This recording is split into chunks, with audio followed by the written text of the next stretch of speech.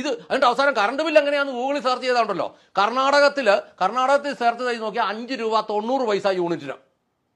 തമിഴ്നാട്ടിൽ സെർച്ച് ചെയ്ത് നോക്കിയാൽ 5 രൂപ 50 പൈസ. കേരളത്തിൽ സെർച്ച് ചെയ്ത് നോക്കുമ്പോൾ കോപ്പ് മനസ്സിലാക്കാത്ത രീതി മണ്ടേന്ന് താഴെ വരെ ഉണ്ടാക്കി വെച്ചിരിക്കുക. 0 മുതൽ 50 വരെ ഒരു റേറ്റ്, 50 മുതൽ 101 വരെ ഒരു റേറ്റ്. കേരളത്തിൽ എഴുതി വെച്ചേക്കുന്ന 50 വരെ ചാർജ് ഇല്ല.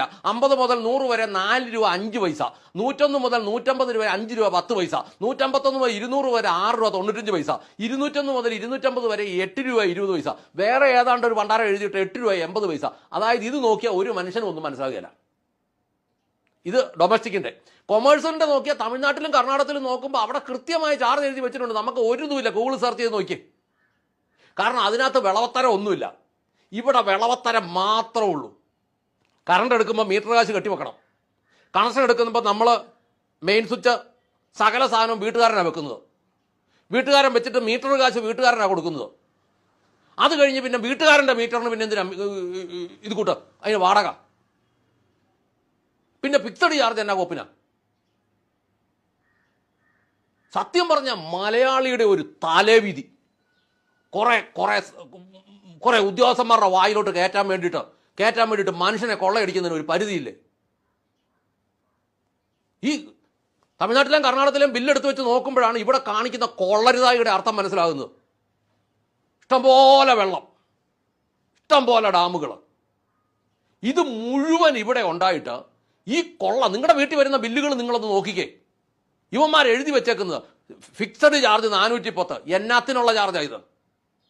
ഇതുപോലെ തന്നെ ഉണ്ടല്ലോ ഈ കർണാടകത്തിൽ അവിടുത്തെ ആളുകളെ വിളിച്ചിട്ട് അവരോട് പഠിക്കുമ്പോൾ അവർ പറയുന്നു കഴിഞ്ഞ 6 മാസം അവർക്ക് വന്നുകൊണ്ടിരുന്ന യൂണിറ്റ് എത്രയാണോ അത് കണക്ക് കൂട്ടിയിട്ട് അത് 200 യൂണിറ്റ് താഴെയാണെങ്കിൽ അത്രയും യൂണിറ്റ് എല്ലാ മാസവും മുന്നോട്ട് കറണ്ടിന് ഫ്രീ പൈസ കൊടുക്കണ്ട. ഉദാഹരണം കഴിഞ്ഞ 6 മാസം ഒരാൾ 175 യൂണിറ്റ് വെച്ചാൽ എടുത്തോണ്ടിരുന്നെങ്കിൽ മുന്നോട്ട് വരുന്ന ബില്ലിനകത്തുനിന്ന് 175ൻ്റെ പൈസ അവർ കൊടുക്കണ്ട. അത് കുറച്ചിട്ട് ബാക്കി വരുന്നതിന് കൊടുത്താൽ മതി. എൻ്റെ ഒരു സ്നേഹിതൻ ചെറുപുഴ താമസിക്കുന്നുണ്ട്.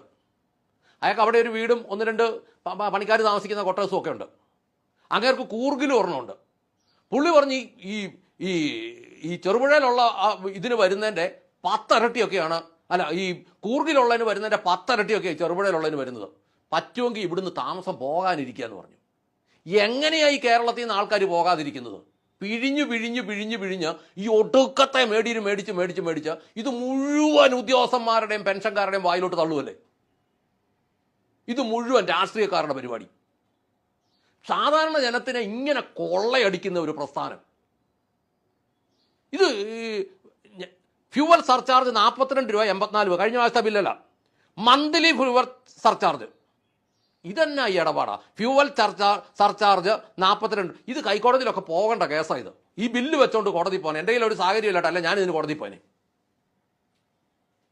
അതിൻ്റെ കൂട്ടത്തിൽ ഏറ്റവും താഴെ വീണ്ടും ഒരു സർചാർജ്. കഴിഞ്ഞ മാസത്തെ കറണ്ട് ഈ 11/3 വന്ന കറണ്ട് ബില്ലിനകത്ത് ഡ്യൂട്ടി എന്ന് പറഞ്ഞാൽ അത് നികുതിയാണ് 255.82 കൊണ്ട ഒടുക്കത്തെ തീറ്റ തിന്നട്ടെ ഇവന്മാർ. അതിൻ്റെ പുറത്ത് ഫ്യൂവൽ സർചാർജ് 42.84, പിന്നെ മന്ത്ലി സർചാർജ് 47.6, എന്നിട്ട് ഏറ്റവും താഴെ പിന്നെ ഒരു സർചാർജ്. ഇത് എന്തൊരു സർചാർജാണ് ഇത്? ഇതിപ്പോൾ മനുഷ്യൻ്റെ ശരീരത്ത് ഒരുവിധ തൂക്കമുള്ള മനുഷ്യനൊക്കെ 50-60 കിലോ കാണും. ഇനിയിപ്പോൾ ഈ തൂക്കത്തിന് നോക്കി അതിനൂടെ സർചാർജ് ഇടുവന്മാർ. ദയവ് ചെയ്ത് ഗവൺമെൻറ്റിനോട് പറയട്ടെ, ഇങ്ങനെ കുറേച്ച കൊല്ലാതെ നിങ്ങളുടെ ഈ പോലീസ് ഉണ്ടല്ലോ, പോലീസിൻ്റെ തോക്കും ഉണ്ടല്ലോ, ദയവ് ചെയ്ത് കുറേ എണ്ണത്തിനെ വെടിവെച്ച് കൊന്ന് ആ ഇറച്ചി വിറ്റെങ്കിലും നിങ്ങളുടെ ബുദ്ധിമുട്ട് തീരട്ടെ. ആ രീതി ചെയ്യണം എന്ന് അങ്ങനെയെങ്കിലും ഈ സമൂഹത്തിൽ നിന്ന് രക്ഷപ്പെട്ടു പോകാൻ സഹായിക്കണം എന്ന് അപേക്ഷിച്ചുകൊണ്ട് നിർത്തുന്നു. നന്ദി.